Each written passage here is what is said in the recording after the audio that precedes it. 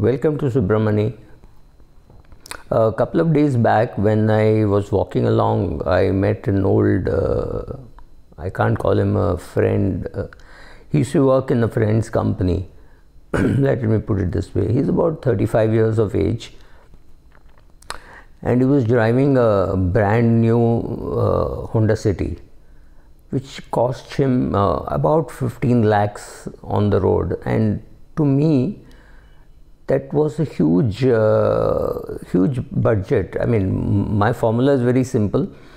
Your car should not cost you more than 20% of your CTC. And I don't think he was in a range of that kind of money. He was earning about 24 lakhs, which is not bad. Or maybe his salary would have gone up to about 25-26 lakhs. I have not looked at his Form 16 for a very long time. So between husband and wife, they must be making only about 30 to 33 lakhs, max of 35 lakhs. So which means you've spent 6-7 months income as a family on a car which perhaps you don't need. So why did he have why didn't he have a smaller car? Well, he had a bike, which was again an expensive bike. By bike standards, 2.5 lakhs is expensive. So he had a 2.5 lakh rupee bike and a 15 lakh rupee car for just a couple, right? Just for two of them, and they could have definitely done with a smaller car, maybe something in the Maruti Suzuki car rather than a Honda City. Why did he need an Honda City? I didn't ask him that, but I just thought to myself as to whether these people consider the opportunity cost, which to me is the biggest cost in owning a vehicle. So first of all, when you buy a car, how many of you really consider the true cost of owning a car? First of all, if you don't own the car completely, which means you made a part payment, so there is a monthly payment to be made to HDFC Bank. So that is a very funny loan where it may be just for 3 years or maybe 5 years.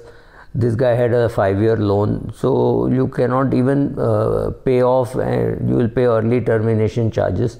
So it's a very bad deal for you. So anyway, 15 lakh rupee car on EMI is not a very sensible way to be doing things when you are when you have not made other big investments in your life for your retirement or things like that. He told me that somebody was taking care of his investments, but I had no clue what he was doing. Loan payment always slows down the debt, total debt that you have, and the repayment gets slowed down because of car debt, housing debt, etc. This guy had bought a house somewhere in the suburbs of Mumbai, where he was paying an EMI, but he was staying in another suburb because this flat he had paid money about 6-7 years ago and nothing was happening. The builder was not moving on that house, or rather moving very slowly. I mean, 8 years is not. He was promised delivery in 2014 or 2015, and now we are in 2020 and he has not got delivery of the house, so he is paying rent. Then the maintenance cost of an expensive car does not hurt you for the first 1 year or 2 years, but after that, even if for a small thing, the amount of money that you spend if you don't take it to a roadside mechanic, which is not what I recommend. So you go to the showroom and you will spend a lot of money. You will spend 8,000 rupees if you have nothing to do, right? So if you have something to do, that's expensive. So you will end up spending some 20,000 rupees, 30,000 rupees when you go just for oiling and servicing, and you will end up, he'll add something to you with extra lubricant or something for the engine or something for the interior. Something will get added and all that will increase in your bill. Auto insurance for more expensive cars is higher, fairly obvious. So you must be spending about 20k per annum on auto insurance. Then he's a good driver. His wife is also a decent driver, but I don't think you can avoid cost of fines. So there will be fines. You will overshoot, you will somewhere go at 80 where the speed limit, or you will go at 89 and the speed limit was 80, it doesn't matter. you will get a nice ticket home and a 2000 rupee fine. Apart from that, if somebody tows away your vehicle, the alignment is going to get spoiled and you will pay about 200 rupees there, plus whatever fine is levied. So all those costs, people normally miss out on those costs, saying, oh, these costs don't matter. All these costs will matter. Apart from all this, in case you have an accident, then that is of course a super big cost. So you cannot drive without insurance, so you need insurance. So then apart from all this, you will end up paying about 400-500 rupees to a guy who cleans the car on a monthly basis. Can you do it yourself? Yes, but in India, largely upper middle class does not do it themselves. They will always hire somebody else to do it. So another 400-500 rupees gone.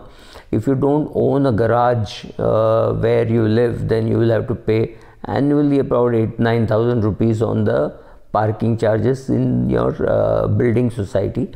Apart from that, parking charges wherever you travel, wherever you go, that will be about 50 rupees a trip or 75 rupees a trip, may not be more than that. But all these costs aside, what is the real big cost of owning a car? The big cost of owning a car is of course the opportunity cost. What you could have done with this money if you had not bought the car, right? So taking a test drive, buying it, the feel of a new car, the plastic sheets and the big red color or brown color, whatever is your favorite color car, and that's it. But instead of buying a Honda City, could you have done something else? Could you have bought a cheaper car? Could you have made a down payment for a house, right? Any of those things. When you had, instead of buying, let's say he bought a Honda City, he could have bought a Maruti Suzuki shares instead of this. So exactly at the time when he bought this, the Maruti Suzuki share was selling at about 4,000 rupees. So the kind of down payment which he made for the car, if he had made in Maruti Suzuki, I had no visibility that it will go to 6,000 so quickly, but yes, it has gone up to. So maybe after that he could have sold that and bought a car with his own money rather than the bank money, right? But still, it is the opportunity cost of what you could have done with that money. But look at Tesla, look at the kind of volume drop, the price drops that it shows in a day or in a week. So somewhere you might have felt, oh, I was better off buying the Tesla car. Or sometimes when Tesla keeps going up like this, you feel that, oh, I should rather have the shares and use Uber or Ola or Lyft. Why did I even think of buying a car, right?